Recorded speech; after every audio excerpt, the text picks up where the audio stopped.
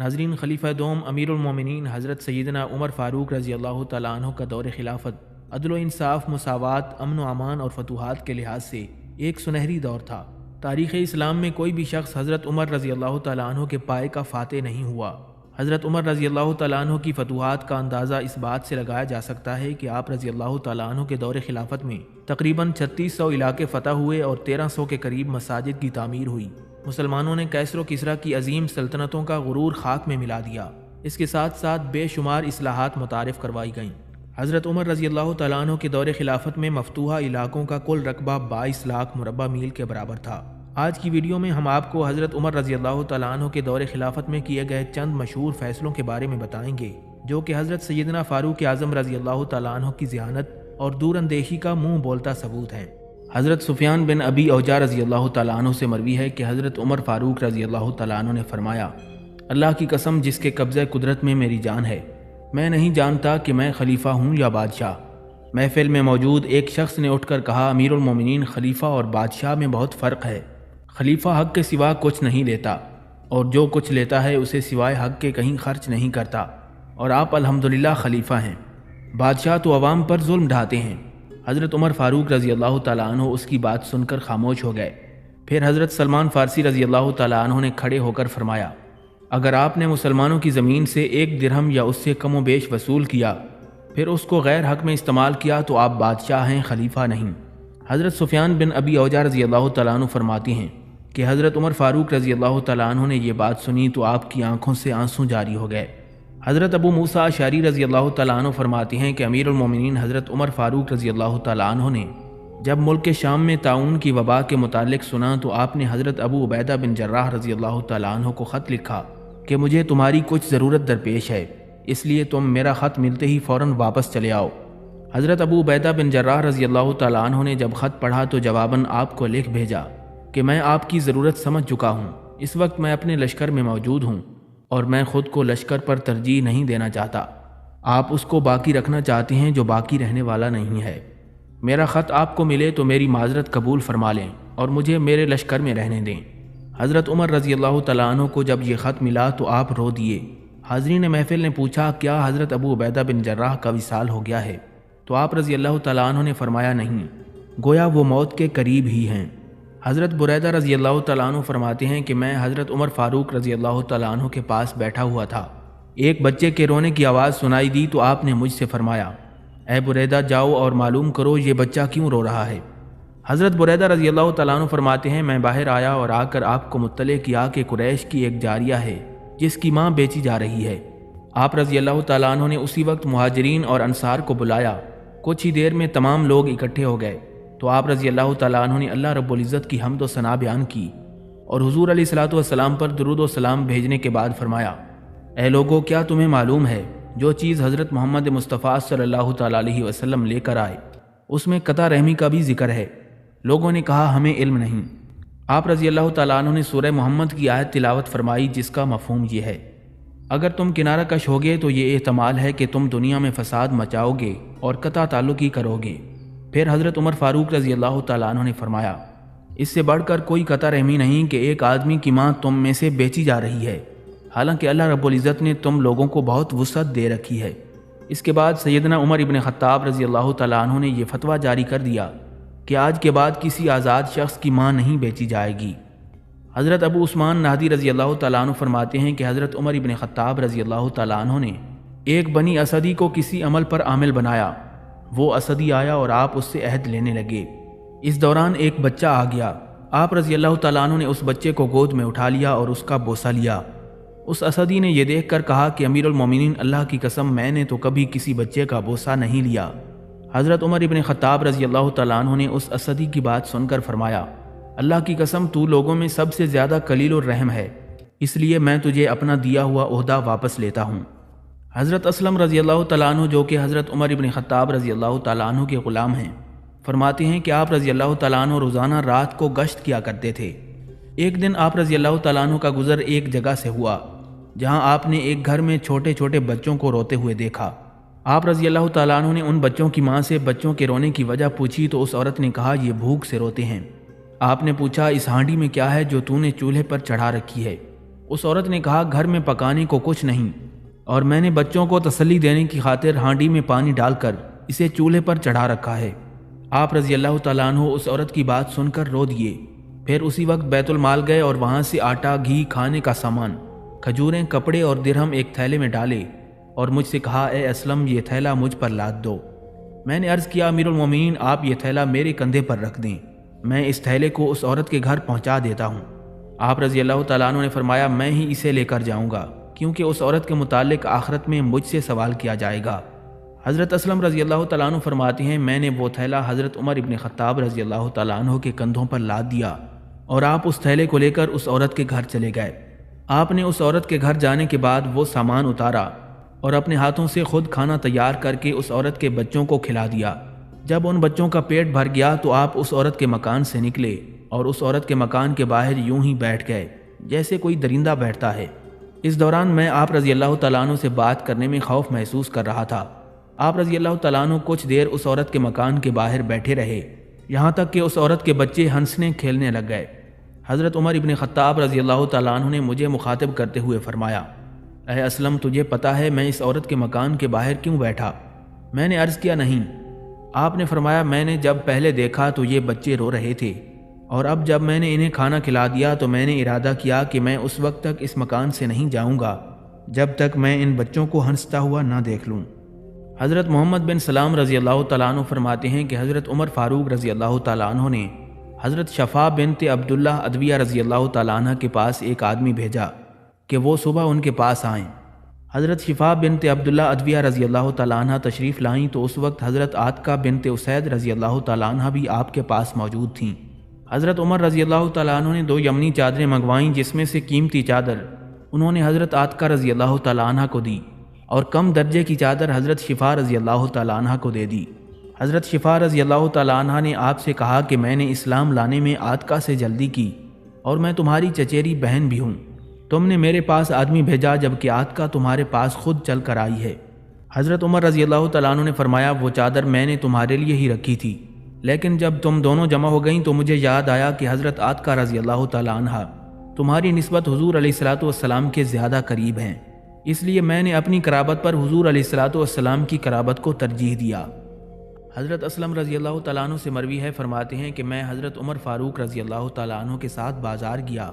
बाज़ार में एक नौजवान औरत आपसे मिली, अमीरुल मोमिनीन, मेरा शौहर वफ़ात पा चुका है और छोटे छोटे बच्चे छोड़ गया है। खुदा की कसम, मुझे उनके लिए बकरी के पाए तक पकाने को मयस्सर नहीं, ना ही उनके लिए खेती बाड़ी करने के लिए कोई ज़मीन है, उनके लिए दूध का जानवर नहीं। मुझे खौफ है कि कहीं वो इस कहत का शिकार न हो जाएं। मैं हफ़ाफ़ बिन ऐमा गफ़ारी की बेटी हूँ और मेरे बाप सुलह हुदैबिया में हुज़ूर अलैहिस्सलातु वस्सलाम के साथ थे। आप रज़ी अल्लाह तआला अन्हु ने उस औरत से फरमाया कि बड़ी खुशी की बात है कि करीब का ही नसब निकल आया। इसके बाद आप रज़ी अल्लाह तआला अन्हु अपने घर तशरीफ़ लाए और अपने ऊँट पर 2 बड़े बड़े थैले खाने से भरे लादे और उन दोनों के बीच में सामान खर्च और कपड़ा रखा। फिर उस औरत की जानिब गए और उस ऊँट की नकील उसके हाथ में पकड़ा दी और फरमाया, इसे ले लो और इसे खींच कर ले जाओ, यहाँ तक कि अल्लाह रब्बुल इज़्ज़त और माल अता फरमाएगा। इसी दौरान एक आदमी ने हज़रत उमर फ़ारूक रज़ी अल्लाह तआला अन्हु से कहा, अमीरुल मोमिनीन, आपने इस औरत को बहुत ज़्यादा दे दिया है। आप रज़ी अल्लाह तआला अन्हु ने फरमाया, अल्लाह तेरी माँ गुम करे, इसका बाप हुदैबिया में हुज़ूर अलैहिस्सलातु वस्सलाम के हमरा था। अल्लाह की कसम, मैंने इसके बाप और भाई को देखा है जिन्होंने एक अरसे तक कले का मुहासरा किया और फिर अल्लाह रब्बुल इज़्ज़त ने हमें फ़तह नसीब फरमाई और हमारे हिस्से में बहुत सा माल गनीमत आया था। हज़रत मोहम्मद बिन सलाम रज़ी अल्लाह तआला अन्हु से मरवी है, फरमाते हैं कि हज़रत उमर इब्न ख़त्ताब रज़ी अल्लाह तआला अन्हु के पास यमन से 2 चादरें आईं। लोगों ने वो चादरें आपको पहना दीं। आप रज़ी अल्लाह तआला अन्हु वो चादरें पहनकर मिंबर नबवी पर बैठे हुए थे और लोग आपकी खिदमत में हाजिर हो रहे थे। इस दौरान आपने देखा कि हज़रत सैयदना इमाम हसन और हज़रत सैयदना इमाम हुसैन रज़ी अल्लाह तआला अन्हुम अपनी वालदा सैयदा फ़ातिमातुज़ ज़हरा सलामुल्लाह अलैहा के घर से निकले और उनके कंधों पर उस वक्त कुछ नहीं था। ये देखकर हज़रत उमर रज़ी अल्लाह तआला अन्हु की आंखों से आंसू जारी हो गए। लोगों ने आपसे रोने की वजह दरियाफ्त की तो आपने फरमाया, मुझे इस बात पर रोना आ रहा है कि मेरे पास 2 चादरें हैं जबकि हसनैन करीमैन के पास एक भी चादर नहीं। मेरे पास जो चादरें हैं वो उनके लिए बड़ी हैं। इसके बाद आप रज़ी अल्लाह तआला अन्हु ने यमन ख़त लिखा और 2 चादरें हसनैन करीमैन के लिए मंगवाईं। जब दोनों चादरें आपके पास पहुंच गईं तो आपने खुद हसनैन करीमैन के पास जाकर उन्हें वो दोनों चादरें पहना दीं حضرت اسلم رضی اللہ تعالیٰ عنہ فرماتے ہیں کہ میں نے حضرت عبداللہ بن ارقم رضی اللہ تعالیٰ عنہ کو دیکھا۔ وہ امیر المومنین حضرت عمر فاروق رضی اللہ تعالیٰ عنہ کے پاس آئے اور کہنے لگے، امیر المومنین، ہمارے پاس جلولہ کے زیورات میں سے کچھ زیور آئے ہیں اور ان میں چاندی کا ایک برتن بھی ہے۔ آپ کو جس دن فرصت ہو انہیں آ کر دیکھ لیں اور اس کے بارے میں جو چاہیں حکم فرما دیں۔ حضرت عمر رضی اللہ تعالیٰ عنہ نے فرمایا، جب تم مجھے فارغ دیکھو تو مجھے اطلاع دے دینا۔ چنانچہ ایک دن حضرت عبداللہ بن ارقم رضی اللہ تعالیٰ عنہ آئے تو انہوں نے آپ کو فارغ دیکھا اور کہنے لگے، آج میں آپ کو فارغ دیکھ رہا ہوں۔ آپ رضی اللہ تعالیٰ عنہ نے فرمایا، ہاں تم میرے لیے چمڑے کا بستر بچھاؤ، میں آ رہا ہوں۔ اس کے بعد آپ رضی اللہ تعالیٰ عنہ بیت المال تشریف لے گئے اور مال کے پاس کھڑے ہو کر آپ نے سورہ آل عمران کی آیت تلاوت فرمائی، جس کا مفہوم یوں ہے: اکثر لوگوں کو مرغوب چیزوں کی محبت ہوتی ہے، جیسے عورتیں، بیٹے، سونے چاندی کے ڈھیر، نمبر لگے ہوئے گھوڑے، مویشی اور زراعت۔ یہ چیزیں دنیاوی استعمال کی ہیں اور انجام کار کی خوبی اللہ کے پاس ہے۔ پھر حضرت عمر فاروق رضی اللہ تعالیٰ عنہ نے سورہ حدید کی آیت تلاوت فرمائی، جس کا ترجمہ یوں ہے: جو چیز تم سے جاتی رہے اس پر رنج نہ کرو، اور جو چیز تم کو عطا کی جائے اس پر اتراؤ نہیں، اور اللہ کسی اترانے والے شیخی باز کو پسند نہیں کرتا۔ حضرت عمر فاروق رضی اللہ تعالیٰ عنہ نے ان آیات کی تلاوت کے بعد فرمایا، اے اللہ، تو ہمیں ان لوگوں میں کر دے جو اسے حق پر خرچ کریں، اور میں اس مال کی شرارت سے تیری پناہ چاہتا ہوں۔ حضرت اسلم رضی اللہ تعالیٰ عنہ فرماتے ہیں کہ اس دوران حضرت عمر رضی اللہ تعالیٰ عنہ کے صاحبزادے عبد الرحمن آ گئے۔ انہوں نے اپنے والد سے کہا کہ ایک اونٹی مجھے ہبہ کر دیں۔ آپ نے فرمایا، اپنی ماں کے پاس جا، وہ تجھے ستو پلائے۔ حضرت اسلم رضی اللہ تعالیٰ عنہ فرماتے ہیں، خدا کی قسم حضرت عمر نے اپنے بیٹے کو کچھ نہ دیا۔ حضرت ابراہیم رضی اللہ تعالیٰ عنہ سے مروی ہے، فرماتے ہیں کہ حضرت عمر ابن خطاب رضی اللہ تعالیٰ عنہ تجارت کرتے تھے اور خلیفہ بننے کے بعد بھی اکثر و بیشتر اپنا تجارتی سامان کسی تجارتی قافلے کے ہاں بھیجا کرتے تھے۔ ایک مرتبہ آپ رضی اللہ تعالیٰ عنہ نے ملک شام اپنا تجارتی سامان بھیجنے کے لیے حضرت عبد الرحمن ابن عوف رضی اللہ تعالیٰ عنہ سے 4000 دینار بطور قرض لینے کے لیے ان کے پاس آدمی بھیجا۔ حضرت عبد الرحمن ابن عوف رضی اللہ تعالیٰ عنہ نے اس آدمی سے کہا، انہیں کہو کہ وہ بیت المال سے قرض لے لیں اور بعد میں یہ قرض بیت المال کو واپس لوٹا دیں۔ حضرت عمر رضی اللہ تعالیٰ عنہ کو حضرت عبد الرحمن ابن عوف رضی اللہ تعالیٰ عنہ کا یہ قول گراں گزرا۔ آپ کی ملاقات جب حضرت عبد الرحمن بن عوف سے ہوئی تو آپ نے ان سے پوچھا، تم نے یہ بات کہی تھی، پس اگر میں اس مال کے لوٹانے سے پہلے مر جاتا تو تم لوگ کہتے کہ امیر المومنین نے مال لیا تھا اور میں اس مال کے عوض قیامت کے روز پکڑا جاتا۔ میرا ارادہ تھا کہ میں وہ مال تم سے لیتا، کیونکہ اگر میں مر بھی جاتا تو تم وہ مال میرے سے وصول کر لیتے۔ حضرت سعید بن زید رضی اللہ تعالیٰ عنہ سے مروی ہے، فرماتے ہیں کہ حضرت عمر ابن خطاب رضی اللہ تعالیٰ عنہ نے حضرت عبداللہ بن ارقم رضی اللہ تعالیٰ عنہ سے فرمایا کہ مسلمانوں کے بیت المال کو ہر ماہ میں ایک مرتبہ تقسیم کر دیا کرو۔ پھر کچھ عرصے بعد فرمایا کہ تم بیت المال کو ہر جمعہ تقسیم کیا کرو۔ پھر کچھ عرصہ گزرنے کے بعد فرمایا کہ تم بیت المال کو ہر دن میں ایک مرتبہ تقسیم کر دیا کرو۔ کسی نے آپ سے کہا کہ بیت المال میں سے کچھ مال کو باقی بھی رہنے دیں تاکہ بوقت ضرورت کام آ سکے۔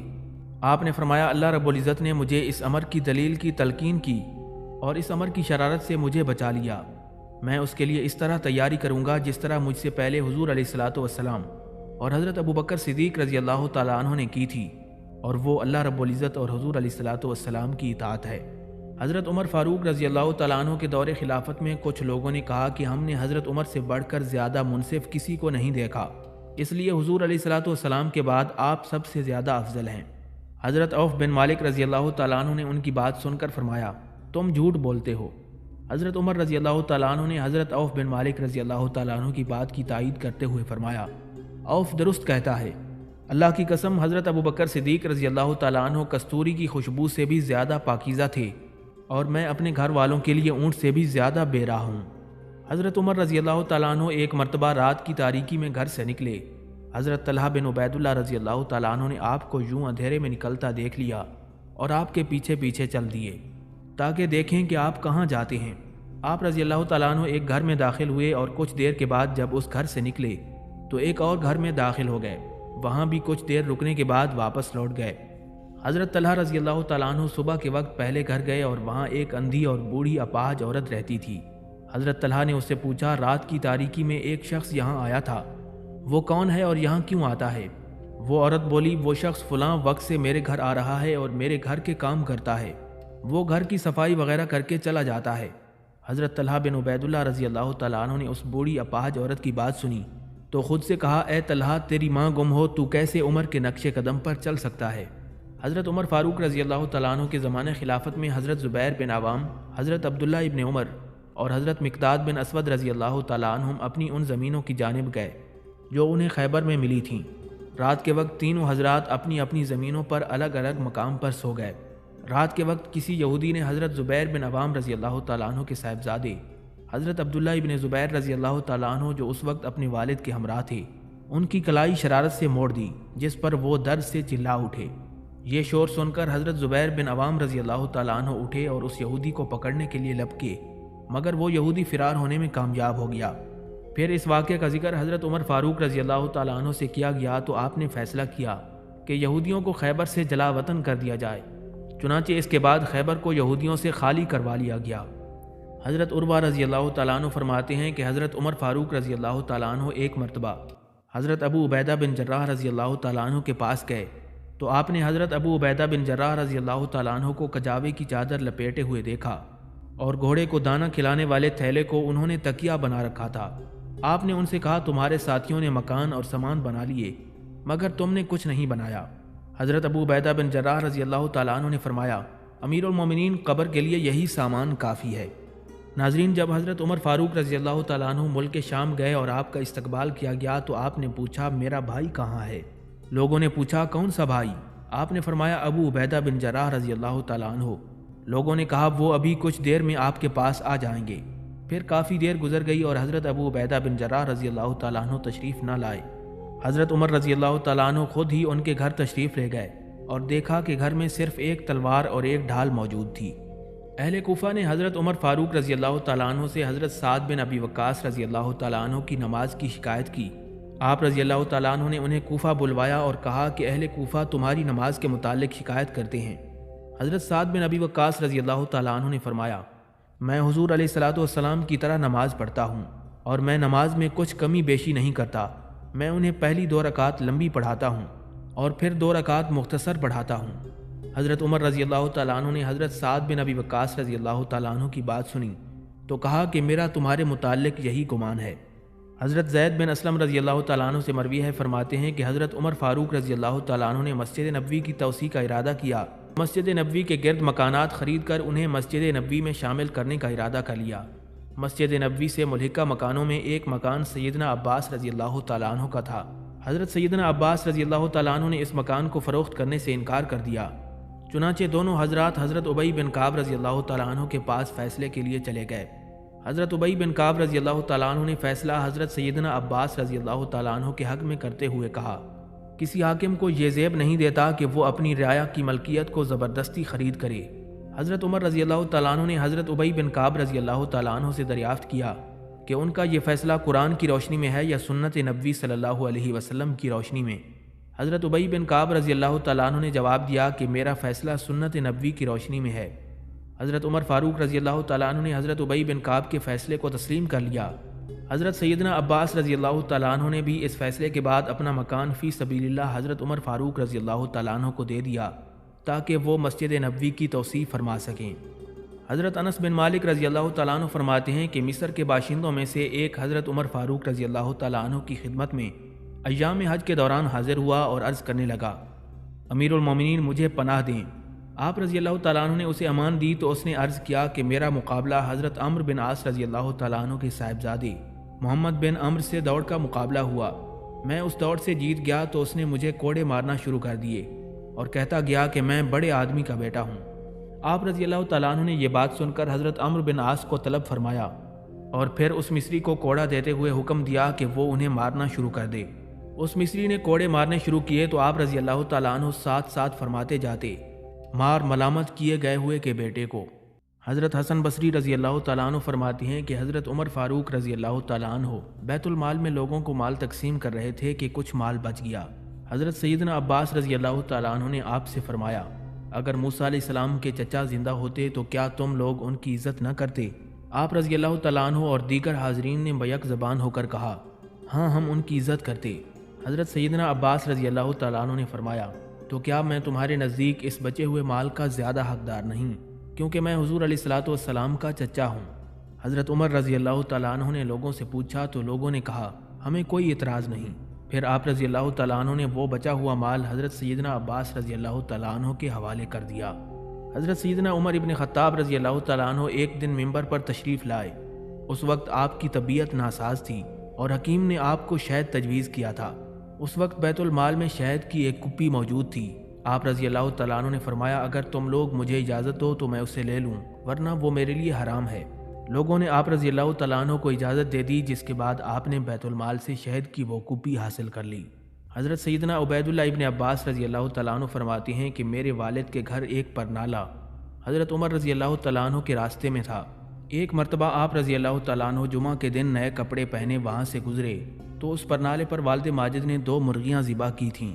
ان کے خون پر پانی بہایا تو وہ خون ملا پانی آپ کے کپڑوں پر آن گرا۔ آپ رضی اللہ تعالیٰ عنہ نے اس پرنالے کو وہاں سے اکھاڑنے کا حکم دیا اور خود لباس تبدیل کر کے دوبارہ آ گئے اور لوگوں کی نماز میں امامت کی۔ نماز کے بعد والد ماجد نے آپ سے فرمایا یہ پرنالہ یہیں رہے گا، اور اسے حضور علیہ الصلوۃ والسلام نے لگایا تھا۔ یہ سن کر حضرت عمر رضی اللہ تعالیٰ عنہ نے فرمایا میں اس وقت تک چین سے نہیں بیٹھوں گا جب تک آپ میری پیٹھ پر سوار ہو کر وہ پرنالہ نہیں لگائیں گے۔ پھر والد ماجد سیدنا عباس رضی اللہ تعالیٰ عنہ نے آپ کی پیٹھ پر سوار ہو کر وہ پرنالہ وہیں پر لگا دیا۔ حضرت عمر رضی اللہ تعالیٰ عنہ نے ایک مرتبہ 400 دینار دے کر ایک تھیلی میں ڈالے اور اپنے غلام سے کہا یہ حضرت ابو عبیدہ بن جراح رضی اللہ تعالیٰ عنہ کے پاس لے جاؤ، اور انہیں دینے کے بعد گھر میں تھوڑی دیر کے لیے کسی کام میں مشغول ہو جانا اور دیکھنا وہ ان دیناروں کا کیا کرتے ہیں۔ چنانچہ وہ غلام اس تھیلی کو ان کے پاس لے گیا اور عرض کرنے لگا امیر المومنین فرماتے ہیں کہ آپ یہ دینار خود پر خرچ کریں۔ حضرت ابو عبیدہ بن جراح رضی اللہ تعالیٰ عنہ نے فرمایا اللہ رب العزت ان پر رحم فرمائے، اور پھر حضرت ابو عبیدہ بن جراح رضی اللہ تعالیٰ عنہ نے وہ دینار اپنی لونڈی کو دے دیے اور فرمایا فلاں کو 7 دینار دے دو اور فلاں کو 5 دینار دے دو اور فلاں کو اتنے دینار دے دو۔ یوں حضرت ابو عبیدہ بن جراح رضی اللہ تعالیٰ عنہ نے وہ تمام دینار خرچ کر دیے۔ غلام نے واپس آ کر تمام بات آپ رضی اللہ تعالیٰ عنہ کے گوش گزار کر دی۔ آپ رضی اللہ تعالیٰ عنہ نے اسے 400 دینار مزید تھیلی میں بند کر کے دیے اور فرمایا یہ دینار تم معاذ بن جبل رضی اللہ تعالیٰ عنہ کے پاس لے جاؤ اور دیکھو وہ انہیں کیسے خرچ کرتے ہیں۔ وہ غلام 400 دینار لے کر حضرت معاذ بن جبل رضی اللہ تعالیٰ عنہ کے پاس پہنچا اور عرض کی امیر المومنین فرماتے ہیں انہیں اپنی ضرورت پر خرچ کر لیں۔ حضرت معاذ بن جبل رضی اللہ تعالیٰ عنہ نے فرمایا اللہ رب العزت ان کے حال پر رحم فرمائے۔ پھر انہوں نے اپنی لونڈی سے کہا کہ فلاں گھر اتنے دینار دے دو اور فلاں گھر اتنے دینار دے دو۔ یوں انہوں نے بھی تمام دینار خرچ کر دیے۔ حضرت معاذ بن جبل رضی اللہ تعالیٰ عنہ کی بیوی نے ان سے کہا کہ ہم بھی مفلس ہیں، ہمیں بھی کچھ عطا ہو۔ یہ سن کر حضرت معاذ بن جبل رضی اللہ تعالیٰ عنہ نے تھیلی میں ہاتھ ڈالا تو 2 دینار نکل آئے اور وہ دینار انہوں نے اپنی بیوی کو دے دیے۔ آپ رضی اللہ تعالیٰ عنہ کے غلام نے واپس آ کر تمام ماجرا آپ کو سنا دیا۔ آپ نے فرمایا یہ سب بھائی بھائی ہیں اور مال کے متعلق ان سب کی ایک ہی رائے ہے۔ ناظرین، حضرت عمر فاروق اور حضرت ابی بن کعب رضی اللہ تعالیٰ عنہم کے درمیان کچھ تنازع پیدا ہو گیا۔ حضرت عمر نے حضرت ابی بن کعب رضی اللہ تعالیٰ عنہ سے فرمایا تم اپنے اور میرے درمیان فیصلے کے لیے کوئی منصف مقرر کر لو۔ چنانچہ حضرت ابی بن کعب رضی اللہ تعالیٰ عنہ نے اس وقت کے قاضی حضرت زید بن ثابت رضی اللہ تعالیٰ عنہ کو فیصلے کے لیے مقرر کر لیا۔ جب دونوں حضرات حضرت زید بن ثابت کے گھر پہنچے تو حضرت زید بن ثابت رضی اللہ تعالیٰ عنہ نے حضرت عمر رضی اللہ تعالیٰ عنہ کو دیکھ کر اپنی جگہ چھوڑ دی اور ان سے بیٹھنے کی درخواست کی۔ آپ رضی اللہ تعالیٰ عنہ نے حضرت زید بن ثابت سے فرمایا میں یہاں اس وقت اپنے اور ابی بن کعب کے فیصلے کے لیے آیا ہوں، اس لیے اس جگہ پر نہیں بیٹھ سکتا۔ چنانچہ حضرت زید بن ثابت رضی اللہ تعالیٰ عنہ نے آپ دونوں کے مابین فیصلہ فرما دیا، جسے آپ نے تسلیم کر لیا۔ حضرت سیدنا بلال حبشی رضی اللہ تعالیٰ عنہ نے حضرت ابو بکر صدیق رضی اللہ تعالیٰ عنہ کے وصال کے بعد حضرت عمر فاروق رضی اللہ تعالیٰ عنہ کے پاس جا کر کہا مجھے اجازت دیں کہ میں جہاد فی سبیل اللہ میں حصہ لوں۔ آپ نے فرمایا تمہیں اذان دینے میں کیا چیز مانے ہے؟ حضرت بلال حبشی رضی اللہ تعالیٰ عنہ نے فرمایا میں نے حضور علیہ الصلوۃ والسلام کے ظاہری زمانے کو پایا اور اذان دی۔ پھر حضرت سیدنا ابو بکر صدیق رضی اللہ تعالیٰ عنہ کے کہنے پر مدینہ منورہ میں رکا رہا اور اذان بھی دیتا رہا، کیونکہ وہ میرے والی تھے۔ پھر ان کا بھی وصال ہو گیا، اور میں نے حضور علیہ الصلوۃ والسلام سے سنا ہے کہ جہاد فی سبیل اللہ سے بڑھ کر کوئی دوسری عبادت نہیں، اور میں جہاد کا شوق بھی رکھتا ہوں۔ حضرت عمر رضی اللہ تعالیٰ عنہ نے حضرت بلال حبشی رضی اللہ تعالیٰ عنہ کو جہاد پر جانے کی اجازت دے دی۔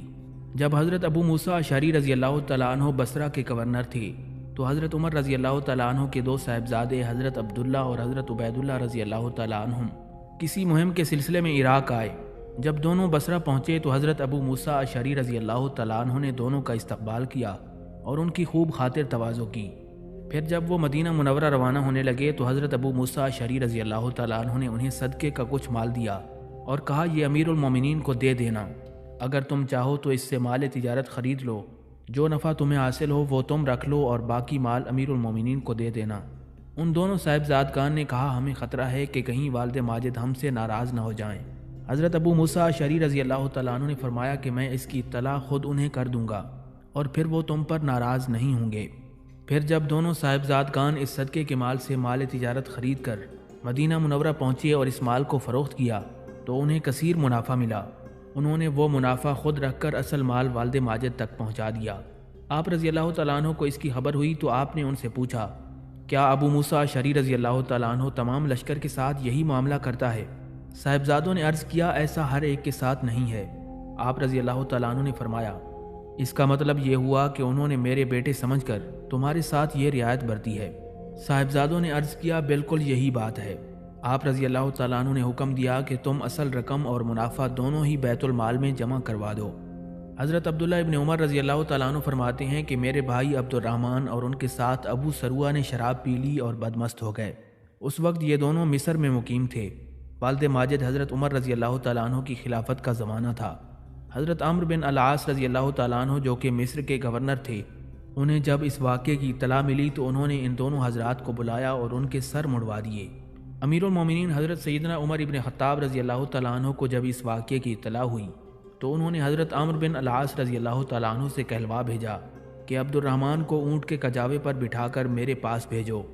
چنانچہ عبد الرحمن جس وقت مدینہ منورہ پہنچے تو آپ نے انہیں 80 کوڑے لگائے۔ اس واقعے کے 1 ماہ بعد عبد الرحمن وصال فرما گئے۔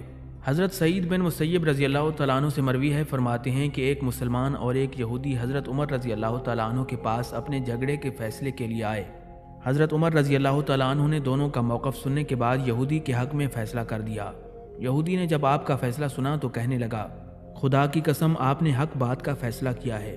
حضرت عمر رضی اللہ تعالیٰ عنہ نے اسے کوڑے سے ٹوکتے ہوئے فرمایا تجھے کیسے پتا کہ میں نے حق فیصلہ کیا ہے؟ یہودی نے کہا میں نے تورات میں لکھا دیکھا ہے، جو قاضی حق کے ساتھ فیصلہ کرتا ہے اس کے دائیں اور بائیں جانب 2 فرشتے ہوتے ہیں جو اس کو راہ راست پر قائم رہنے کی توفیق دیتے ہیں یہاں تک کہ وہ حق کے ساتھ فیصلہ کرتا ہے۔ حضرت مالک بن اوس رضی اللہ تعالیٰ عنہ سے مروی ہے، فرماتے ہیں کہ بادشاہ روم کا ایک ایلچی حضرت عمر رضی اللہ تعالیٰ عنہ کی خدمت میں حاضر ہوا تو آپ رضی اللہ تعالیٰ عنہ کی زوجہ نے کسی سے 1 دینار ادھار لے کر عطر خریدا اور اس کو شیشے کے برتنوں میں بند کر کے اس ایلچی کے ہاتھ روم کی ملکہ کو بھیج دیا۔ جب قاصد واپس پہنچا تو اس نے ملکہ روم کو وہ تحفہ پیش کیا۔ ملکہ روم نے ان برتنوں کو خالی کروانے کے بعد ان برتنوں کو جواہرات سے بھر کر اس ایلچی کو دے دیے کہ وہ اسے حضرت عمر رضی اللہ تعالیٰ عنہ کی زوجہ کے پاس لے جائے۔ جب اس ایلچی نے وہ جواہرات سے بھرے برتن آپ رضی اللہ تعالیٰ عنہ کی زوجہ کو دیے تو انہوں نے وہ برتن بستر پر الٹ دیے۔ حضرت عمر رضی اللہ تعالیٰ عنہ گھر میں داخل ہوئے اور آپ نے بیوی سے ان جواہرات کے متعلق دریافت کیا۔ بیوی نے سارا ماجرا بیان کر دیا۔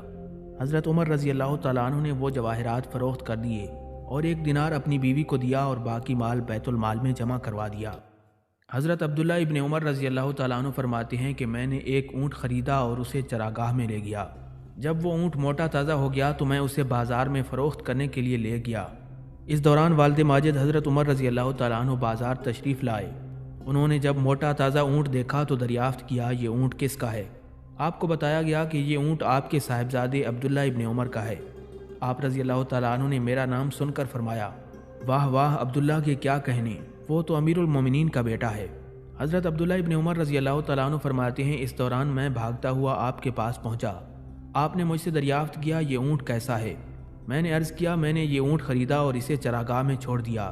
جب یہ صحت مند ہو گیا تو میں اسے فروخت کرنے کے لیے بازار لے آیا ہوں۔ یہ سن کر حضرت عمر رضی اللہ تعالیٰ عنہ نے فرمایا تم نے اونٹ چراگاہ میں چھوڑ دیا اور لوگوں نے اس ڈر سے اس کا خیال رکھا کہ یہ امیر المومنین کے بیٹے کا اونٹ ہے، اس کا خیال رکھو۔ اب تم اس اونٹ کو فروخت کرنے کے بعد اپنی اصل رقم خود رکھو اور باقی رقم بیت المال میں جمع کروا دو۔ حضرت عمر فاروق رضی اللہ تعالیٰ عنہ نے مدائن کسریٰ کی طرف ایک اسلامی لشکر روانہ کیا۔ جب اسلامی لشکر دریائے دجلہ کے کنارے پر پہنچا تو دریا کو عبور کرنے کے لیے کوئی جہاز یا کشتی وغیرہ موجود نہیں تھی۔ اس لشکر کے جرنیل حضرت سعد بن ابی وقاص رضی اللہ تعالیٰ عنہ تھے۔ یہ صورتحال دیکھ کر حضرت خالد بن ولید رضی اللہ تعالیٰ عنہ لشکر سے نکل کر دریا کے کنارے آگے کی طرف بڑھے اور فرمانے لگے، اے دریا، اگر تو اللہ رب العزت کے حکم سے بہتا ہے تو ہم تجھے خدمت نبی اور عدل فاروقی کا واسطہ دیتے ہیں، تو ہمیں راستہ دے دے تاکہ ہم دریا پار کر لیں۔ یہ بات دریا سے کہنے کے بعد دونوں دلیر اور بہادر سپہ سالاروں نے اپنے گھوڑے دریا میں ڈال دیے۔ اس کے ساتھ ہی جب اسلامی لشکر نے اپنے سپہ سالاروں کو یوں دریا میں گھوڑے ڈالتے ہوئے دیکھا تو انہوں نے بھی اس کی پیروی کرتے ہوئے اپنے گھوڑے دریا میں ڈال دیے، اور پھر دریا نے انہیں راستہ دے دیا اور اسلامی لشکر صحیح سلامت دریا کے پار چلا گیا۔ حضرت اسلم رضی اللہ تعالیٰ عنہ سے مروی ہے، فرماتے ہیں کہ رماد کے سال لوگ قحط سالی کی وجہ سے ہلاک ہو گئے۔ حضرت عمر رضی اللہ تعالیٰ عنہ نے کچھ لوگوں کو مقرر کیا جو ان کی ضروریات کا خیال رکھیں اور ان میں کھانا اور دیگر اشیاء تقسیم کریں۔ اس کام کے لیے حضرت عبداللہ بن عتبہ، عبد الرحمن بن عبد القاری اور یزید بن اخت مقرر کیے گئے۔ شام ہوتی تو یہ لوگ آپ کے پاس جمع ہو جاتے اور آپ کو ہر بات سے آگاہ کرتے۔ ان حضرات میں سے ہر ایک کو مدینہ منورہ کی ہر جانب مقرر کیا گیا، اور مدینہ منورہ کے چاروں جانب سے لوگ اس وقت مدینہ منورہ میں جمع تھے۔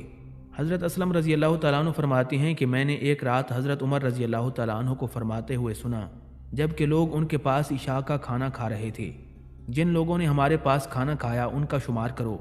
چنانچہ اگلی رات ان کا شمار کیا گیا تو یہ 7,000 لوگ تھے۔ آپ رضی اللہ تعالیٰ عنہ نے فرمایا، وہ خاندان والے لوگ جو ہمارے پاس نہیں آئے اور مریض اور بچے، ان کو بھی شمار کرو۔ چنانچہ ان کا شمار کیا گیا تو ان کی تعداد 40,000 تھی۔ پھر کچھ دنوں تک لوگوں کی تعداد میں مزید اضافہ ہوتا چلا گیا۔ آپ رضی اللہ تعالیٰ عنہ نے آنے والوں کے لیے حکم دیا کہ ان کی دیکھ بھال بھی اسی طریقے سے کی جائے جس طرح پہلے والوں کی ہو رہی ہے۔ پھر اللہ رب العزت کے فضل سے بارش ہوئی اور آپ نے لوگوں کو واپس جانے کا حکم دے دیا اور وہ لوگ اپنے اپنے علاقوں کو روانہ ہو گئے۔ حضرت عمر رضی اللہ تعالیٰ عنہ نے ان کو واپسی کے لیے زاد راہ اور دیگر سامان دیا۔ حضرت اسلم رضی اللہ تعالیٰ عنہ فرماتے ہیں کہ حضرت عمر فاروق رضی اللہ تعالیٰ عنہ نے جن لوگوں کو خدمت کے لیے مقرر کیا تھا وہ لوگ صبح سویرے ہانڈیاں چڑھا دیتے جس میں دلیا پکتا، جو مریضوں کو کھلایا جاتا، اور حریرہ پکایا جاتا تھا۔ آپ رضی اللہ تعالیٰ عنہ روغن زیتون کے متعلق حکم دیتے جو بڑی ہانڈیوں میں آگ پر رکھ کر جوش دیتے، اور جب اس کی حرارت اور گرمی ختم ہو جاتی تو روٹی چوری جاتی، پھر اس تیل سے اس میں سالن ملایا جاتا۔ آپ رضی اللہ تعالیٰ عنہ نے قحط کے دوران اس میں سے خود بھی ایک لقمہ نہ چکھا اور اپنے گھر والوں کو بھی نہ چکھنے دیا، بس اسی تیل ملے سالن پر گزارا کرتے رہے۔ ایک مرتبہ حضرت عمر رضی اللہ تعالیٰ عنہ معمول کے مطابق مدینہ منورہ کی گلیوں میں گشت فرما رہے تھے کہ آپ رضی اللہ تعالیٰ عنہ دوران گشت شہر سے باہر نکل گئے۔ شہر سے باہر آپ نے ایک خیمہ لگا دیکھا جس کے دروازے پر ایک اجنبی شخص نہایت پریشانی کے عالم میں بیٹھا ہوا تھا۔ حضرت عمر رضی اللہ تعالیٰ عنہ نے اس شخص کے پاس جا کر اس کی پریشانی دریافت کی تو اس نے آپ سے بے رخی برتتے ہوئے کہا، میاں جاؤ تم اپنا کام کرو، تم کون ہوتے ہو مجھ سے پوچھنے والے؟ اس دوران آپ رضی اللہ تعالیٰ عنہ نے کسی عورت کے کراہنے کی آواز سنی۔ آپ رضی اللہ تعالیٰ عنہ نے اس شخص سے کہا کہ تم مجھے بتاؤ تو صحیح تمہارے ساتھ کیا معاملہ ہے؟ اس آدمی نے کہا کہ میری بیوی حاملہ ہے اور اس وقت اس کے پاس کوئی عورت موجود نہیں اور نہ ہی میرے پاس کچھ سامان موجود ہے۔ حضرت عمر رضی اللہ تعالیٰ عنہ اس شخص کی بات سن کر گھر تشریف لے گئے اور اپنی زوجہ حضرت ام کلثوم رضی اللہ تعالیٰ عنہ کو ہمراہ لیا اور ساتھ ہی کھانے پینے کا سامان اور دوسرا کچھ سامان لیا اور اس شخص کے پاس پہنچ گئے۔ آپ رضی اللہ تعالیٰ عنہ کی زوجہ خیمے کے اندر چلی گئیں اور آپ باہر اس شخص کے پاس موجود رہے۔ جب بچے کی ولادت ہو گئی تو آپ نے اس شخص سے فرمایا، تم پریشان مت ہونا، صبح کے وقت میرے پاس آنا، میں تمہاری مالی مدد بھی کروں گا اور تمہارے بچے کا وظیفہ بھی مقرر کروں گا۔ اس شخص نے پوچھا، آپ کون ہیں؟ آپ رضی اللہ تعالیٰ عنہ نے فرمایا، میں عوام کا خادم عمر ہوں۔ اس شخص نے جب آپ کا نام سنا تو اسے معلوم ہوا کہ آپ تو امیر المومنین ہیں۔ وہ پریشان ہوا اور معذرت کرنے لگا تو آپ نے فرمایا، تم پریشان نہ ہو، میں تو صرف عوام کا خادم ہوں۔ حضرت حسن بصری رضی اللہ تعالیٰ عنہ فرماتے ہیں کہ میں بصرہ کی جامع مسجد میں ایک محفل میں موجود تھا۔ میں نے دیکھا کہ کچھ لوگ حضور نبی کریم صلی اللہ تعالیٰ علیہ وسلم کے صحابہ حضرت ابو بکر صدیق اور حضرت عمر فاروق رضی اللہ تعالیٰ عنہم کے زہد کا تذکرہ کر رہے تھے۔ وہ ان چیزوں کا تذکرہ کر رہے تھے جو اللہ رب العزت نے ان دونوں کے سینے کو اسلام کے لیے کھولا، اور ان دونوں حضرات کی حسن سیرت بیان کر رہے تھے۔ چنانچہ میں بھی ان لوگوں کی محفل میں بیٹھ گیا۔ اس محفل میں حضرت احنف بن قیس تمیمی رضی اللہ تعالیٰ عنہ بھی موجود تھے۔ حضرت احنف بن قیس رضی اللہ تعالیٰ عنہ نے فرمایا، ہمیں امیر المومنین حضرت عمر فاروق رضی اللہ تعالیٰ عنہ نے ایک مارکے کے لیے عراق کی جانب روانہ کیا۔ اللہ رب العزت نے ہمارے ہاتھوں عراق اور فارس کے متعدد شہر فتح کروائے۔ ہم نے وہاں سے چاندی پائی اور اس سے لباس بنوائے۔ جب ہم حضرت عمر فاروق رضی اللہ تعالیٰ عنہ کی خدمت میں پہنچے تو آپ نے ہمیں دیکھ کر اپنا منہ پھیر لیا۔ ہمیں یہ بات گراں گزری تو ہم حضرت عبداللہ ابن عمر رضی اللہ تعالیٰ عنہ کی خدمت میں حاضر ہوئے اور ان سے امیر المومنین کی اس ناراضگی کا سبب دریافت کیا۔ حضرت عبداللہ ابن عمر رضی اللہ تعالیٰ عنہ نے فرمایا، کیا تم نے انہیں ایسا لباس استعمال کرتے دیکھا جو حضور نبی کریم صلی اللہ تعالیٰ علیہ وسلم اور حضرت ابو بکر صدیق رضی اللہ تعالیٰ عنہ نہ استعمال کرتے ہوں؟ چنانچہ ہم گھر واپس آ گئے اور وہ لباس تبدیل کر کے آئے، اور جس لباس میں حضرت عمر رضی اللہ تعالیٰ عنہ ہمیں دیکھا کرتے تھے اسی لباس میں ہم ان کے پاس گئے۔ آپ رضی اللہ تعالیٰ عنہ نے ہمیں دیکھا تو کھڑے ہو گئے اور ہم میں سے ہر ایک سے سلام کیا۔ ہم نے آپ کے سامنے مال غنیمت پیش کیا جو آپ نے ہم لوگوں میں برابر تقسیم کر دیا۔ اس دوران مال غنیمت میں سے چھہارے اور گھی کا حلوہ بھی نکلا۔ آپ نے ان کی خوشبو سونگھی تو آپ نے ہمیں مخاطب کرتے ہوئے فرمایا، اللہ کی قسم اے مہاجرین اور انصار کی جماعت، تم میں سے بیٹا باپ سے اور بھائی بھائی سے اس کھانے پر لڑے گا۔ پھر حضرت عمر فاروق رضی اللہ تعالیٰ عنہ نے اس کھانے کو ان لوگوں کی اولادوں کے پاس پہنچا دیا جو حضور علیہ الصلوۃ والسلام کی حیات مبارکہ میں شہید ہو چکے تھے۔ اس کے بعد آپ رضی اللہ تعالیٰ عنہ واپس ہو لیے۔ صحابہ کرام رضی اللہ تعالیٰ عنہم کی ایک جماعت نے ان کے جانے کے بعد فرمایا، اس شخص کے زہد کو اور اس کے حلیے کو دیکھو، اس شخص نے ہمارے نفوس کو بھی حقیر کر دیا ہے۔ اللہ رب العزت نے ہمارے ہاتھوں کیسر و کسریٰ کے شہر فتح کروائے، مشرق و مغرب کے خزانے ہمارے پاس ہیں، لیکن جب ہم امیر المومنین کو دیکھتے ہیں تو آپ کے لباس پر جا بجا پیوند لگے ہوئے ہوتے ہیں۔ حضرت عبداللہ ابن عمر رضی اللہ تعالیٰ عنہ فرماتے ہیں کہ مدینہ منورہ میں ایک تجارتی قافلہ آیا، اس قافلے نے عیدگاہ میں قیام کیا۔ جب حضرت عمر رضی اللہ تعالیٰ عنہ کو اس قافلے کی خبر ہوئی تو آپ رات کے وقت نکلے اور حضرت عبد الرحمن بن عوف رضی اللہ تعالیٰ عنہ کو بھی اپنے ساتھ لے گئے۔ امیر المومنین فرمانے لگے، ہم اس قافلے کی حفاظت کرتے ہیں تاکہ کوئی انہیں نقصان نہ پہنچائے۔ پھر دونوں حضرات رات بھر اس قافلے کی حفاظت کرتے رہے اور باری باری نماز بھی پڑھتے رہے۔ پھر امیر المومنین حضرت عمر فاروق رضی اللہ تعالیٰ عنہ نے ایک بچے کے رونے کی آواز سنی تو اس خیمے کی جانب بڑھے جہاں سے آواز آ رہی تھی۔ اس بچے کی ماں سے کہا، تم خدا کا کچھ خوف کرو اور اپنے بچے کا خیال رکھو۔ آپ رضی اللہ تعالیٰ عنہ یہ فرما کر اپنے پہرے والی جگہ پر واپس لوٹ آئے اور پھر کچھ دیر بعد آپ کو اس بچے کے رونے کی آواز سنائی دی۔ آپ رضی اللہ تعالیٰ عنہ ایک مرتبہ پھر اس خیمے کے پاس گئے اور اس بچے کی ماں سے کہا، تم اپنے بچے کے حق میں کتنی بری ہو کہ تمہارا بچہ رو رہا ہے۔ وہ عورت بولی، اے اللہ کے بندے، تو کون ہے اور تو مجھے کیوں بار بار تنگ کرتا ہے؟ میں اپنے بچے کا دودھ چھڑانے کے لیے اسے بہلا پھسلا رہی ہوں اور تو آ جاتا ہے۔ آپ رضی اللہ تعالیٰ عنہ نے پوچھا، تو اس کا دودھ کیوں چھڑانا چاہتی ہے؟ وہ عورت بولی، میں نے سنا ہے کہ امیر المومنین اس بچے کا وظیفہ مقرر کر دیتے ہیں جو بچہ دودھ پینے والا نہ ہو۔ آپ نے اس سے پوچھا، اس بچے کی عمر کیا ہے؟ عورت بولی، یہ اتنے ماہ کا ہو چکا ہے۔ آپ رضی اللہ تعالیٰ عنہ نے فرمایا، اللہ رب العزت تیرا بھلا کرے، تو اس کا دودھ اتنی جلدی نہ چھڑا۔ پھر آپ رضی اللہ تعالیٰ عنہ وہاں سے لوٹے اور نماز فجر کا وقت ہو چکا تھا۔ آپ نے نماز فجر ادا کی اور کافی دیر تک روتے رہے۔ لوگوں نے آپ رضی اللہ تعالیٰ عنہ سے رونے کی وجہ پوچھی تو آپ نے فرمایا، عمر ہلاک ہو گیا اور اس نے نہ جانے کتنے بچے یوں ہلاک کر دیے جن کا دودھ ان کی ماؤں نے اس وجہ سے چھڑا دیا کہ ان کے بچے وظیفے کے حقدار بن جائیں۔ پھر آپ نے حکم دیا کہ تمام دودھ پیتے بچوں کا بھی وظیفہ مقرر کیا جائے اور ان کی ماں آئندہ ان کا دودھ اس وقت تک نہ چھڑائیں جب تک وہ اس قابل نہ ہو جائیں کہ جانور کا دودھ پی سکیں۔ حضرت قتادہ رضی اللہ تعالیٰ عنہ فرماتے ہیں کہ حضرت عمر فاروق رضی اللہ تعالیٰ عنہ اپنے دور خلافت میں اون کا جبہ پہنتے تھے اور اس جبے پر جا بجا چمڑے کے پیوند ہوتے تھے۔ آپ رضی اللہ تعالیٰ عنہ اسی حالت میں بازاروں میں بھی گھومتے اور آپ کے کندھے پر درہ ہوتا جس سے آپ لوگوں کو ادب دیتے تھے۔ حضرت عروہ رضی اللہ تعالیٰ عنہ فرماتے ہیں کہ جب حضرت عمر فاروق رضی اللہ تعالیٰ عنہ ایلا تشریف لائے تو آپ کے ساتھ مہاجرین اور انصار کی ایک جماعت تھی۔ آپ رضی اللہ تعالیٰ عنہ نے اسقف کو اپنا کرتا دیا جس میں جا بجا کھدر کے پیوند لگے ہوئے تھے اور جو پیچھے سے اس وجہ سے پھٹ چکا تھا کہ آپ سواری پر ایک لمبے سفر میں بیٹھے رہے تھے۔ حضرت عمر رضی اللہ تعالیٰ عنہ نے اسقف سے فرمایا، اس میں پیوند لگا دو۔ اسقف نے آپ کا کرتا لیا اور اس جیسا ایک کرتا سی کر آپ کی خدمت میں حاضر ہو گیا۔ آپ نے پوچھا، یہ کیا ہے؟ اسقف نے کہا، یہ آپ کا کرتا ہے جسے میں نے پیوند لگا دیا اور یہ کرتا میری طرف سے آپ کے پہننے کے لیے ہے۔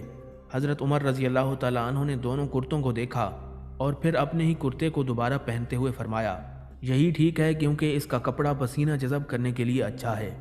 حضرت انس بن مالک رضی اللہ تعالیٰ عنہ سے مروی ہے، فرماتے ہیں کہ حضرت سلمان فارسی رضی اللہ تعالیٰ عنہ حضرت عمر فاروق رضی اللہ تعالیٰ عنہ کے پاس تشریف لائے۔ آپ رضی اللہ تعالیٰ عنہ اس وقت تکیے کے ساتھ ٹیک لگائے بیٹھے تھے آپ نے حضرت سلمان فارسی رضی اللہ تعالیٰ عنہ کو دیکھا تو اپنا تکیہ ان کے آگے کر دیا۔ حضرت سلمان فارسی رضی اللہ تعالیٰ عنہ نے آپ کا یہ فعل دیکھ کر فرمایا، بے شک اللہ اور اس کے رسول نے سچ کہا ہے۔ حضرت عمر فاروق رضی اللہ تعالیٰ عنہ نے حضرت سلمان فارسی رضی اللہ تعالیٰ عنہ سے اس بارے میں دریافت کیا تو حضرت سلمان فارسی رضی اللہ تعالیٰ عنہ نے فرمایا کہ میں حضور نبی علیہ الصلوۃ والسلام کی خدمت میں حاضر ہوا۔ حضور علیہ الصلوۃ والسلام تکیے سے ٹیک لگائے بیٹھے تھے۔ نبی کریم صلی اللہ تعالیٰ علیہ وسلم نے وہ تکیہ میرے آگے رکھ دیا اور مجھ سے فرمایا، اے سلمان، کوئی مسلمان ایسا نہیں جس کے پاس اس کا مسلمان بھائی آئے اور وہ اس کی عزت افزائی نہ کرے یہاں تک کہ اس کے لیے تکیہ ڈالے، مگر اللہ رب العزت اس کی مغفرت کر دے۔ ایک مرتبہ حضرت عمر رضی اللہ تعالیٰ عنہ کی دوران گشت ایک بوڑھی اور نادار عورت سے ملاقات ہوئی۔ آپ نے اس سے خیریت دریافت کی تو اس نے امیر المومنین کو کوسنا شروع کر دیا۔ وہ عورت نہیں جانتی تھی کہ آپ امیر المومنین ہیں۔ آپ نے اس عورت سے امیر المومنین کے کوسنے کی وجہ دریافت کی تو اس نے کہا، جب سے وہ امیر المومنین بنے ہیں انہوں نے میری کوئی مدد نہیں کی۔ حضرت عمر رضی اللہ تعالیٰ عنہ نے اس بوڑھی عورت سے معذرت کی اور اس کی بھرپور مالی امداد کی۔ جب اس بوڑھی عورت کو پتہ چلا کہ وہ امیر المومنین حضرت عمر فاروق رضی اللہ تعالیٰ عنہ سے بات کر رہی ہے تو وہ اپنے رویے پر نادم ہوئی۔ آپ نے اس بوڑھی عورت سے فرمایا، اس میں تمہاری کوئی غلطی نہیں، غلطی میری تھی جو میں نے تم پر توجہ نہ دی۔ اس کے بعد حضرت عمر فاروق رضی اللہ تعالیٰ عنہ نے اس عورت سے ایک تحریر لکھوائی کہ امیر المومنین حضرت عمر فاروق رضی اللہ تعالیٰ عنہ نے میرے حقوق کی ادائیگی میں جو کوتاہی کی تھی میں نے اس پر انہیں معاف کر دیا۔ حضرت عمر رضی اللہ تعالیٰ عنہ نے یہ تحریر اپنے بیٹے کو دی اور اس سے فرمایا، جب میری موت ہو جائے تو یہ تحریر میرے ساتھ قبر میں رکھ دینا۔ حضرت عمر فاروق رضی اللہ تعالیٰ عنہ کے دور خلافت میں تمام امہات المومنین کو 12,000 درہم سالانہ دیے جاتے تھے۔ آپ رضی اللہ تعالیٰ عنہ کے پاس 9 پیالے تھے۔ جب آپ کے پاس کوئی شے آتی تو آپ ان پیالوں میں اس شے کو ڈال کر امہات المومنین کے پاس بھیج دیا کرتے تھے۔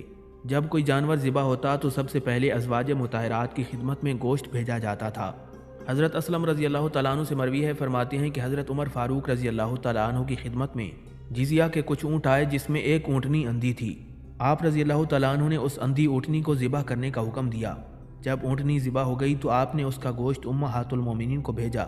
اس کے بعد جو گوشت بچ گیا آپ نے اس کو پکوا کر اس گوشت سے مہاجرین اور انصار کی دعوت کی۔ حضرت ابو سنان رضی اللہ تعالیٰ عنہ سے مروی ہے، فرماتے ہیں کہ میں حضرت عمر فاروق رضی اللہ تعالیٰ عنہ کے پاس آیا اور آپ کے پاس مہاجرین اولین کی ایک جماعت تشریف فرما تھی۔ آپ رضی اللہ تعالیٰ عنہ نے ایک شخص کو بھیج کر ایک برتن طلب کیا جو کہ عراقی قلعے سے لایا گیا تھا اور اس میں ایک انگوٹھی تھی۔ آپ رضی اللہ تعالیٰ عنہ کے پاس موجود ایک بچے نے اس انگوٹھی کو منہ میں ڈال دیا۔ حضرت عمر رضی اللہ تعالیٰ عنہ نے اس بچے کے منہ سے انگوٹھی نکالی اور اس کے بعد رونا شروع کر دیا۔ مہاجرین نے آپ سے اس رونے کی وجہ دریافت کی اور کہا کہ اللہ رب العزت نے آپ کو دشمنوں پر غالب کیا اور آپ کے ذریعے دین اسلام کو تقویت بخشی۔ آپ رضی اللہ تعالیٰ عنہ نے فرمایا، میں نے حضور علیہ الصلوۃ والسلام سے سنا ہے کہ جب کسی قوم پر دنیا فتح کی جاتی ہے تو اللہ رب العزت قیامت تک ان میں عداوت اور بغض ڈال دیتا ہے، اور میں اسی ڈر سے روتا ہوں۔ حضرت عمر رضی اللہ تعالیٰ عنہ کا گزر ایک ضعیف شخص کے پاس سے ہوا جو بھیک مانگ رہا تھا۔ آپ رضی اللہ تعالیٰ عنہ نے اس سے بھیک مانگنے کی وجہ دریافت کی تو اس نے کہا، مجھ پر جزیہ لگایا گیا حالانکہ میں مفلس ہوں۔ یہ سنتے ہی حضرت عمر رضی اللہ تعالیٰ عنہ اسے اپنے گھر لے گئے اور کچھ نقدی عطا کی اور بیت المال کے نگران کو ایک رکا لکھا کہ اس ذمہ کے لیے بھی کچھ وظیفہ مقرر کیا جائے۔ یہ انصاف نہیں کہ ہم جوانی میں ان سے فائدہ اٹھائیں اور بڑھاپے میں ان کا خیال نہ رکھیں۔ حضرت ایاز رضی اللہ تعالیٰ عنہ کے بارے میں حضرت عمر فاروق رضی اللہ تعالیٰ عنہ کو معلوم ہوا کہ وہ باریک لباس استعمال کرتے ہیں، حالانکہ آپ نے سختی سے منع کر رکھا تھا کہ کوئی شخص باریک لباس استعمال نہ کرے۔ حضرت عمر رضی اللہ تعالیٰ عنہ نے تحقیقات کے لیے حضرت محمد بن مسلمہ رضی اللہ تعالیٰ عنہ کو مصر بھیجا۔ جب یہ بات ثابت ہو گئی کہ حضرت ایاز باریک لباس استعمال کرتے ہیں تو آپ نے انہیں کمبل کا لباس پہنا دیا۔ حضرت علی المرتضیٰ شیر خدا رضی اللہ تعالیٰ عنہ سے مروی ہے، فرماتے ہیں کہ میں نے ایک صبح حضرت عمر فاروق رضی اللہ تعالیٰ عنہ کو دیکھا، آپ ایک اونٹ پر سوار چلے جا رہے تھے۔ میں نے پوچھا، امیر المومنین کہاں جا رہے ہیں؟ آپ نے فرمایا، صدقہ کے اونٹوں میں سے ایک اونٹ گم ہو گیا ہے، اسے تلاش کر رہا ہوں۔ حضرت علی رضی اللہ تعالیٰ عنہ فرماتے ہیں، میں نے کہا آپ نے بعد میں آنے والے خلفاء کو مشکل میں ڈال دیا ہے۔ حضرت عمر ابن خطاب رضی اللہ تعالیٰ عنہ نے جواباً کہا، اے ابو الحسن مجھے ملامت نہ کرو، رب ذوالجلال کی قسم جس نے محمد صلی اللہ علیہ وسلم کو نبی برحق بنا کر بھیجا، اگر دریائے فرات کے کنارے ایک سالہ بھیڑ کا بچہ بھی مر جائے تو قیامت کے دن اس کے بارے میں بھی مجھ سے مواخذہ ہوگا۔ کیونکہ اس امیر کی کوئی عزت نہیں جس نے مسلمانوں کو ہلاک کر دیا، اور نہ ہی اس بدبخت کا کوئی مقام ہے جس نے مسلمانوں کو خوف زدہ کیا۔ حضرت عمر رضی اللہ تعالیٰ عنہ کی خدمت میں ایک شخص کو پیش کیا گیا جو چور تھا۔ آپ رضی اللہ تعالیٰ عنہ نے تحقیقات کے بعد اس شخص کا ہاتھ کاٹنے کا حکم جاری کر دیا۔ اس شخص نے عرض کیا، میں نے پہلی مرتبہ چوری کی ہے، آپ مجھے معاف کر دیں، آئندہ میں چوری نہیں کروں گا۔ آپ رضی اللہ تعالیٰ عنہ نے فرمایا، تم غلط کہتے ہو، تم نے اس سے پہلے بھی کئی بار چوری کی ہے۔ اس شخص نے انکار کر دیا۔ آپ نے دوبارہ اپنی بات دہرائی تو اس شخص نے اقرار کر لیا کہ وہ اس سے قبل بھی کئی مرتبہ چوری کر چکا ہے۔ پھر اس نے آپ رضی اللہ تعالیٰ عنہ سے پوچھا کہ میرے سوا ان چوریوں کو کوئی نہیں جانتا، آپ کو اس کا علم کیسے ہوا؟ حضرت عمر رضی اللہ تعالیٰ عنہ نے فرمایا، اللہ رب العزت اس وقت تک کسی شخص کو ذلیل نہیں کرتا جب تک اس کی برائی حد سے نہ گزر جائے۔ حضرت زید بن اسلم رضی اللہ تعالیٰ عنہ سے مروی ہے، فرماتے ہیں کہ حضرت عمر فاروق رضی اللہ تعالیٰ عنہ نے ایک مرتبہ دودھ پیا تو وہ آپ کو پسند آیا۔ آپ نے دودھ پلانے والے سے پوچھا کہ اس کے پاس یہ دودھ کہاں سے آیا؟ اس شخص نے عرض کیا کہ میرا گزر ایک جگہ سے ہوا جہاں پانی کے کنارے لوگ صدقے کے جانوروں کو پانی پلا رہے تھے۔ انہوں نے مجھے ان جانوروں کا دودھ دیا جس سے میں نے اپنے مشکیزے کو بھر لیا۔ آپ رضی اللہ تعالیٰ عنہ نے اس کی بات سنی تو حلق میں انگلی مار کر سارا دودھ قے کر کے فوراً باہر نکال دیا، نہر کو سیراب کر دی تھی۔ اس کے علاوہ بھی بے شمار نہریں بنائی گئیں جن کی وسعت کا اندازہ اس بات سے لگایا جا سکتا ہے کہ جب نہروں کی تعمیرات ہو رہی تھیں تو اس وقت صرف صوبہ مصر میں 1,20,000 مزدور سالانہ کام کر رہے تھے۔ حضرت عمر رضی اللہ تعالیٰ عنہ نے خلافت کا منصب سنبھالنے کے بعد اس امر پر بھی توجہ دی کہ مختلف شعبوں کے لیے عمارتوں کا قیام ضروری ہے، جس کے لیے آپ نے مذہبی شعبہ قائم کیا، جس کے تحت 4,000 کے قریب مساجد تعمیر کی گئیں۔ ان عمارات کے علاوہ بیت المال کی عمارات اور دیگر عمارات جن میں فوجی چھاؤنیاں، جیلیں اور مہمان خانے شامل ہیں، وہ بھی تعمیر کیے گئے۔ حضرت عمر رضی اللہ تعالیٰ عنہ کے دور خلافت میں فتوحات کا دائرہ وسیع ہوا اور لوگ جوک در جوک دائرہ اسلام میں داخل ہونے لگے۔ ہر سال حج کرنے والے زائرین کی تعداد میں بھی اضافہ ہونے لگا، جس کے باعث خانہ کعبہ کی توسیع ناگزیر ہو گئی۔ آپ رضی اللہ تعالیٰ عنہ نے 17 ہجری میں خانہ کعبہ کے گرد و پیش کے مکانات خرید کر گرا دیے اور اس جگہ کو خانہ کعبہ کی صحن میں شامل کر کے 4 دیواری تعمیر کروا دی۔ اس کے علاوہ آپ رضی اللہ تعالیٰ عنہ نے بیت اللہ شریف کی آرائش و زیبائش پر بھی بھرپور توجہ دی۔ 17 ہجری میں حضرت عمر رضی اللہ تعالیٰ عنہ نے مسجد نبوی کی توسیع کا بھی حکم دیا، کیونکہ حضور نبی علیہ الصلوۃ والسلام سے منسوب اس شہر کی آبادی دن بدن بڑھ رہی تھی اور باہر سے بھی لوگ حضور علیہ الصلوۃ والسلام سے محبت کی خاطر مدینہ منورہ میں آباد ہو رہے تھے۔ ان سب کی یہی خواہش ہوتی تھی کہ وہ نماز مسجد نبوی میں جا کر ادا کریں، جس کی وجہ سے مسجد نبوی نمازیوں کے لیے کم پڑ رہی تھی۔ آپ رضی اللہ تعالیٰ عنہ نے ازواج مطہرات کے حجروں کو ویسے رہنے دیا اور ان کے علاوہ گرد و پیش کے مکانات کو خرید کر مسجد نبوی کے صحن میں شامل کر لیا گیا۔ حضرت عمر رضی اللہ تعالیٰ عنہ نے غلے کو محفوظ رکھنے کے لیے گودام تعمیر کروائے جن میں سرکاری غلے کو محفوظ رکھا جاتا تھا کہ قحط سالی کی صورت میں کسی بھی قسم کی کوئی پریشانی نہ ہو۔ حضرت عمر ابن خطاب رضی اللہ تعالیٰ عنہ نے دریاؤں پر بند تعمیر کروائے تاکہ سیلاب کے دنوں میں جو پانی شہر میں داخل ہو کر تباہی مچاتا تھا اس سے شہر والے محفوظ رہ سکیں۔ اس مقصد کے لیے آپ نے سب سے پہلے مکہ مکرمہ کے نواح میں بند تعمیر کروایا تاکہ خانہ کعبہ اور اس کی حدود جو کہ عموماً سیلاب کے دنوں میں پانی سے بھر جاتی تھیں اس کی روک تھام ہو سکے۔ حضرت عمر رضی اللہ تعالیٰ عنہ نے اپنے دور خلافت میں مہمان خانوں کی بھی تعمیر فرمائی تاکہ دوسرے شہروں سے آئے ہوئے مسافروں کو کسی بھی قسم کی پریشانی نہ ہو۔ اس مقصد کے لیے سب سے پہلے کوفہ میں ایک مہمان خانہ تعمیر کیا گیا۔ حضرت سیدنا عمر ابن خطاب رضی اللہ تعالیٰ عنہ کے ابتدائی زمانہ خلافت تک فوج کا باقاعدہ محکمہ موجود نہیں تھا اور نہ ہی تنخواہ دار فوج موجود تھی۔ جب بھی کبھی جہاد کا موقع ہوتا تو اعلان کیا جاتا، جس پر ہزاروں مسلمان رضاکارانہ طور پر جہاد کے لیے تیار ہو جاتے۔ حضرت عمر رضی اللہ تعالیٰ عنہ نے رفتہ رفتہ پھیلتی ہوئی اسلامی مملکت کی ضرورت کو مد نظر رکھتے ہوئے فوج کا محکمہ قائم کیا، جس میں باقاعدہ لوگوں کو بھرتی کیا گیا اور ان کی تنخواہیں مقرر کی گئیں تاکہ بوقت ضرورت اس بات کا انتظار نہ کرنا پڑے کہ لوگ اکٹھے ہوں اور جہاد شروع کیا جا سکے۔ حضرت عمر ابن خطاب رضی اللہ تعالیٰ عنہ نے فوج کی آسانی کے لیے بہت سے انتظامات کیے، جن میں کوچ کی حالت میں فوج کو حکم تھا کہ وہ جمعہ کے روز قیام کریں تاکہ تازہ دم ہونے کے بعد اپنا سفر جاری رکھ سکیں۔ فوج کو دوسرے علاقوں میں بھجواتے وقت اس بات کا خیال رکھا جاتا کہ فوج کو وہاں کس قسم کے حالات کا سامنا کرنا پڑ سکتا ہے۔ فوجی لشکر کے ساتھ قاضی، محاسب، طبیب، جراح، مترجم اور افسر خانے کا تقرر کیا جاتا تاکہ دوران جنگ کسی بھی قسم کی مشکل کا سامنا نہ کرنا پڑے۔ حضرت عمر رضی اللہ تعالیٰ عنہ نے فوج کے حساب کتاب کے لیے ایک علیحدہ فوجی دفتر قائم کیا، جہاں ہر فوجی کا حساب کتاب رکھا جاتا تھا۔ شہید ہونے والے فوجی کے لواحقین کی بھرپور مالی امداد کی جاتی تھی۔ زخمی ہونے والے فوجیوں کو باقاعدہ ماہانہ وظائف دیے جاتے تھے۔ فوجیوں کی چھٹیوں اور دیگر معاملات کا حساب کتاب بھی اس محکمے کے ذمے تھا۔ جنگ کی تیاریوں کے لیے باقاعدہ استبل قائم کیا گیا، جس میں ہر وقت 4 سے 5 ہزار گھوڑے موجود ہوتے تھے، جن کی دیکھ بھال بھی فوجی ناظم الامور کے ذمے تھی۔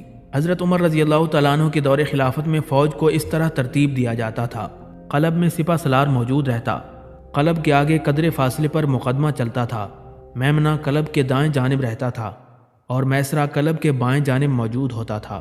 قلب کے پیچھے ساقہ چلتا تھا۔ اس کے علاوہ فوج کا ایک گروہ تلیہ تھا، جس کا کام دشمن کی فوج کی نقل و حرکت پر نظر رکھنا تھا۔ اس کے علاوہ شتر سوار دستہ، گھڑ سوار دستہ، پیدل دستہ اور تیر اندازوں کا دستہ بھی شامل ہوتا تھا۔ حضرت عمر ابن خطاب رضی اللہ تعالیٰ عنہ نے قلعوں پر سنگ باری کے لیے منجنیقیں تیار کروائیں تاکہ قلعوں پر حملہ کرنے میں آسانی رہے۔ اس کے علاوہ خبر رسانی اور جاسوسی کا شعبہ بھی قائم کیا تاکہ حملے سے پہلے دشمنوں کی فوج کے بارے میں اطلاعات بر وقت ملتی رہیں۔ حضرت عمر رضی اللہ تعالیٰ عنہ کا شمار ان صحابہ کرام میں ہوتا تھا جو دور جہالت میں بھی پڑھے لکھے تھے اور اسلام قبول کرنے کے بعد اپنی تعلیم سے دوسرے لوگوں کو بھی مستفیض کیا۔ یہی وجہ تھی کہ آپ رضی اللہ تعالیٰ عنہ نے اپنے دور خلافت میں تعلیم کے لیے بھی باقاعدہ ایک محکمہ قائم کیا۔ آپ نے نصاب تعلیم میں قرآن پاک کی ناظرہ تعلیم، حفظ قرآن، عربی لغت اور عربی ادب کی تعلیم کو نصاب تعلیم کا جز بنا دیا، اور اس مقصد کے لیے اساتذہ کا بندوبست کیا گیا جو ان شعبوں کے ماہر تھے۔ حضرت سیدنا عمر رضی اللہ تعالیٰ عنہ کے دور خلافت کا سب سے بڑا کارنامہ آزاد عدلیہ کا قیام تھا، تاکہ لوگوں کو فوری اور ہر قسم کے تعصب سے بالاتر ہو کر انصاف مہیا کیا جائے۔ حضرت عمر رضی اللہ تعالیٰ عنہ نے تعزیر و حدود کی سزاؤں کا تعین کیا۔ شراب نوشی کرنے والوں کی سزا 40 کوڑے سے 80 کوڑے کر دی گئی۔ اشتہاری ملزموں کی گرفتاری کے لیے اعلانات کا سلسلہ شروع کیا گیا۔ آپ رضی اللہ تعالیٰ عنہ کے دور خلافت میں پھانسی کی سزا رائج کی گئی۔ مجرموں کو قید میں رکھنے کے لیے باقاعدہ جیلیں بنائی گئیں۔ آپ نے انصاف کے تقاضوں کو پورا کرتے ہوئے کسی بھی قانون کو نافذ کرنے سے پہلے تمام اکابر صحابہ کرام سے اس سلسلے میں مشورہ کیا، اور جب تمام اکابر کا کسی امر میں اتفاق ہوا تو اس کو قانونی حیثیت دی گئی۔ حضرت عمر رضی اللہ تعالیٰ عنہ نے اپنے دور خلافت میں باقاعدہ ہجری سال کا آغاز کیا، اور اس مقصد کے لیے حضرت علی رضی اللہ تعالیٰ عنہ کے مشورے سے حضور نبی کریم صلی اللہ تعالیٰ علیہ وسلم کی ہجرت سے نئے سال کا آغاز کیا، اور سال کا آغاز محرم الحرام سے کیا گیا۔